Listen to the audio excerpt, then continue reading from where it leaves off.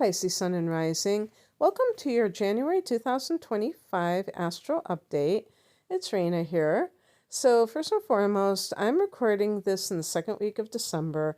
So I will be referring to some December transits if I do refer to any in the future. And this is because I want to make sure that people understand that I haven't experienced whatever is going on. And, things could radically shift by the time some people are listening to this in January. There could be something going on in December that is really a big deal. So, and that affects all of our lives. So I don't want to just that's why I don't do a lot of horoscopes.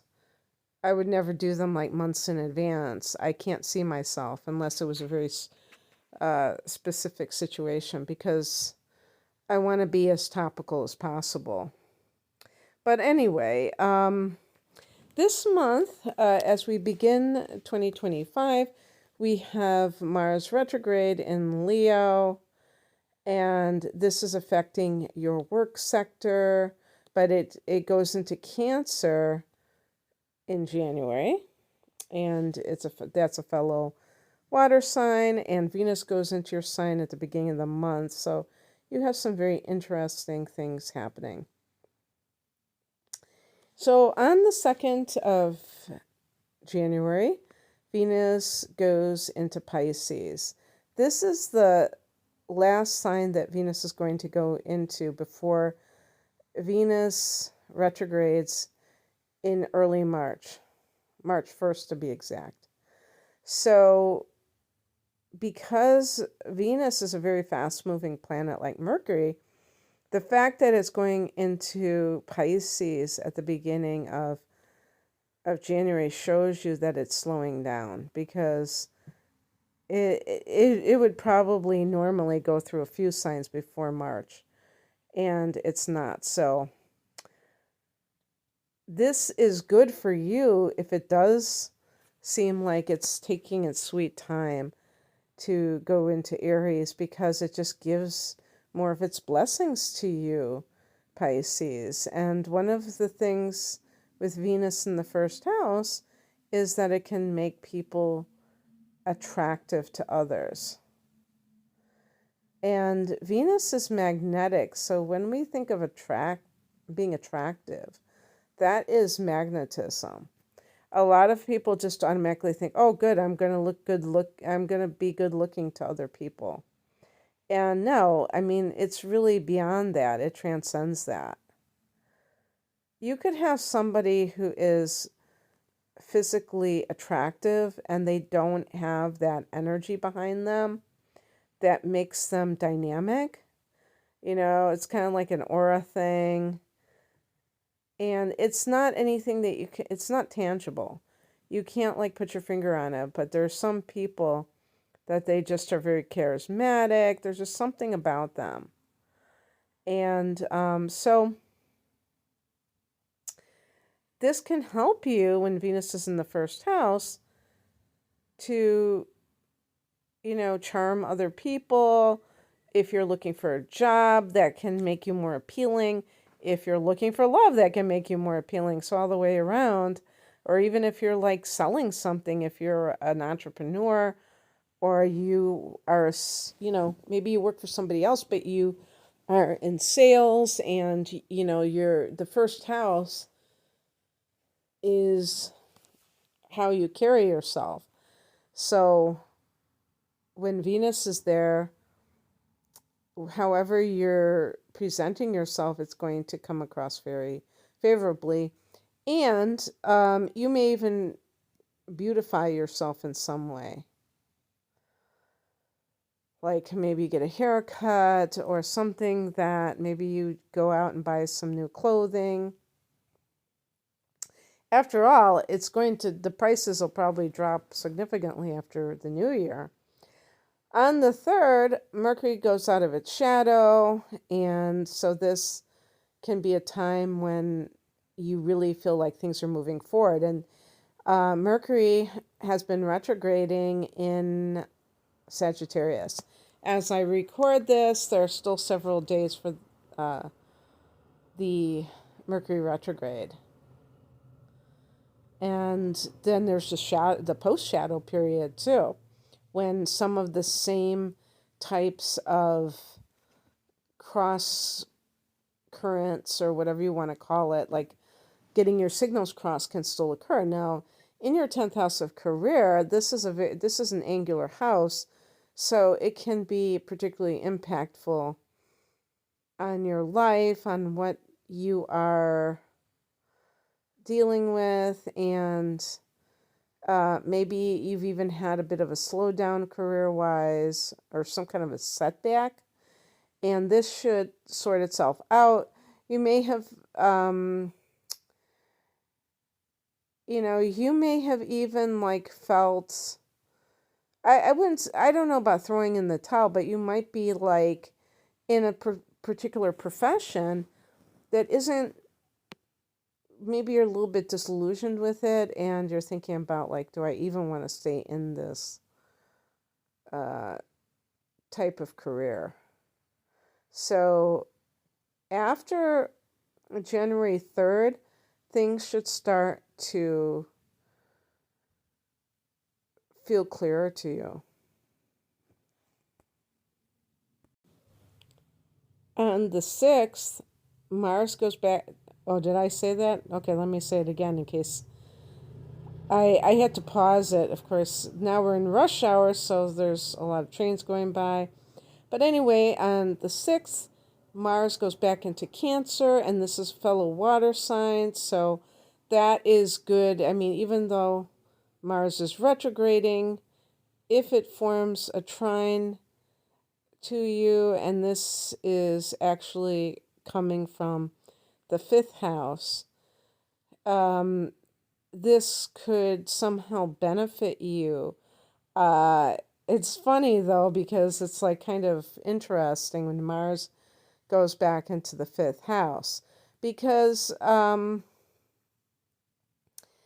just want to briefly mention Mars being in the 6th house and retrograding. When it was direct, Mars was all about ambition and in some cases conflict.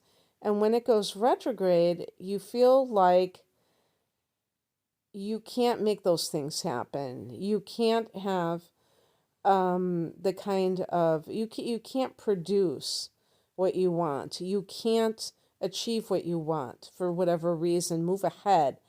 Something is holding you back. And retrogrades are about review, and you have to do sometimes, especially since this is a personal planet, it really behooves people to do soul searching about whatever it is going on here. Because, you've had a lot of energy in the 10th house with Sagittarius, not just with this Mercury retrograde, but for instance, you had Saturn there about 5 years ago, and that lasted for 3 years. And that was, that was quite a long time ago. That was like 2000. That actually, now that I think about it, that started about 10 years ago. But it did last for several years, a couple of years, till 2017, or the end of it, almost 2018. And you've had eclipses in Sagittarius in the opposite sign of Gemini in that axis of the 10th and 4th houses. And actually, that's what I was really thinking. As I was talking, I was like, wait a second, that was actually a long time ago that Saturn was there. But yeah, you've had other triggers in recent years. And that has perhaps really inspired some Pisces individuals to go for the brass ring. When Mars is in your 6th house, you can be very ambitious, but that can lead to sometimes being overly aggressive, which is not Pisces' natural inclination, unless your sun sign, if your sun sign is Pisces and you have Mars in Aries, then yeah, maybe. But for the average Pisces, you're not really like that. So it might be uncharacteristic of you to be that aggressive. But there might be something. Maybe it's because Saturn is in your sign now. If it has been in your sign for, like a year and a half, almost 2 years, that you feel this sense of solidity. You have Neptune in your sign as well, but that's not, that can just add to your dreaminess. The Saturn influence is quite grounding, that allows you to manifest some of your wildest dreams. So anyway, when Mars went retrograde, it may have felt like any progress you'd made was kind of like came to a grinding halt. Now remember that all of these things will pass, these things shall pass. But now we have Mars going back in the fifth house, and the fifth house is associated with love affairs. Also creative projects. So, I suppose you could go over some of those or even like a business idea that you had, if you wanted to create your own business and you're like, F this noise, I don't want to be in this office. These people they're my enemies or whatever. You might be trying to rework a business idea that you had. But anyway, it could also be that a lover comes back into your life. That's why I was kind of laughing about it. And even though it trines you from the first house, and you have Venus there to kind of make you irresistible, you're going to have to see what shakes out from that, because it might be someone like what came into my mind right now. I was going to say the devil card, someone who is hard to resist, but they might be a little bit problematic in some way. On the 8th, Mercury goes into Capricorn, and this is your 11th house, and this is the house of hopes and wishes, and also your friends. So you may be getting into contact with friends, perhaps. This is the first week after the new year. Maybe you were busy with family, or just, who knows, traveling, whatever. And now you're like contacting your social circle, but you could also be thinking of long-range goals. January is that kind of month where people, especially since Mercury has come out of its shadow, that people may feel like they have more solidity in their mind to be able to to come up with these plans. On the 13th, we have the full moon at 24 degrees of Cancer, and Mars will be engaged with that. So in that fifth house, what could that mean? Oh, one thing too, when we talk about the moon and Mars, is to be very careful about being rash in your decisions, because you have become emotionally riled up in some way. And riled up, I didn't even mean to say that term, but now that I think about it, it's really true, because the sign of Cancer can be very, of course, it's a water sign, so it's emotional, but it can be when it makes that kind of conjunction with Mars, it might be very pissed off about something. And if it's connected to Cancer concerns, it might be somebody who feels neglected, somebody who feels like someone doesn't care about them. And it might be a situation where you're tempted just to walk away from it forever. And some people will probably do just that, especially if this is somebody who has come back into your life. Because the initial thrill of feeling like somebody can't live without you can be short-lived, because you can realize that they're kind of playing with your mind in some cases. And, that's kind of the narcissistic type of game that they play, because they're trying to get a reaction from the person. They like ghost people, or just, break up with them, and that gives them a certain reaction, and then coming back into life gives them a certain reaction too. And you might start seeing through that, especially at this full moon. Some kind of revelation can occur with that may initially upset you, but it sets you free too. On the 19th, Sun goes into Aquarius, so now we're looking at, in your particular case, it's going into the house that you ruled, the 12th house. So this is hermit mode. You're into hermit mode. And 8 days later, on the 27th, Mercury goes into Aquarius, into that same house.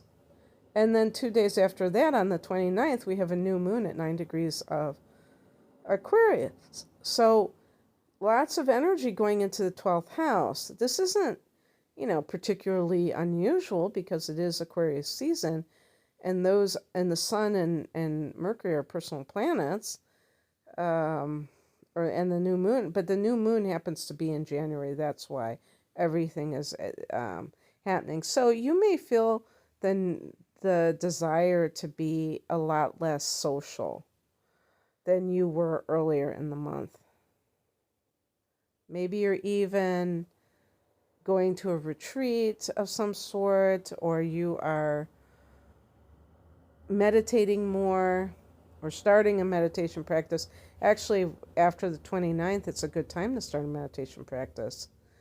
On the 30th, the very next day, Uranus turns direct at 23 degrees of Taurus.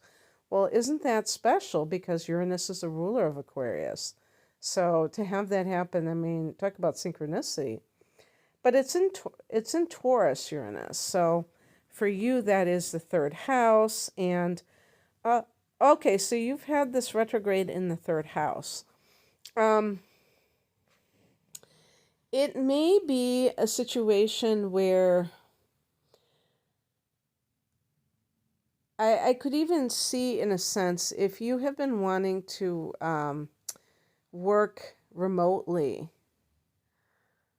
maybe this is some kind of compromise that can occur with your office space or place. If you do not get along with colleagues, or you just don't like, maybe it's not so much that you are competitive, but that they have been kind of encouraging that competitiveness, and you kind of been shying away from it.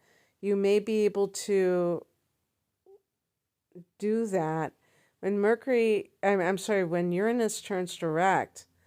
It can be a time to think outside the box, and you may have already been doing that in terms of your own sense of not being too worried about what other people think, because Uranus is the nonconformist, and in the 3rd house, this can affect your mind as a whole, but it can also be like what I would say, your mental construct or your concepts. So if you somehow got this feeling that, oh, you have to go to a workplace in order to be legitimate, or I have to go into the workplace in order to kind of keep tabs on things, because if I worked from home, I wouldn't have the same, it would be like I was out of the loop, and these other people could get ahead of me. And when you take out competition from everything, then there's no fear with somebody getting ahead, because you're not competing with them anymore. So I don't know if any of those themes strikes a resonant chord with you, Pisces, but at the end of the month, you should be able to kind of look at the situation in a more, I would say, more balanced way, and being able to implement it now that Uranus is direct. And when Mars goes direct in late February, that will just increase I think the possibility of things working out with your employer, because that's where Mars turned retrograde, was the 6th house. It actually turns direct in the 5th house. So, and that won't, Mars won't come out of its shadow, I believe, until early May. So it's kind of like slow progress, but at least you're moving forward, beginning in late February as it pertains to those matters on that side of the issue. So, yeah, that's what I have for you, Pisces. I hope that this resonated. If you would like a private reading, I have package deals where if you order 2, I have like 3, including the tarot. But if you order multiple readings that I have grouped together, you get a discount. And I think my regular prices are pretty good, as it is. So this is just a lot better. So it's an hour of natal chart interpretation, an hour of transits for a special price. And that is called my deep dive reading. If you like the tarot as well as astrology, those 2 readings plus a full-length tarot reading is called the whole enchilada. I have another package deal, and then I have individual readings. I have love readings and career readings. You can find out more information at the link below. Thanks for listening. Bye.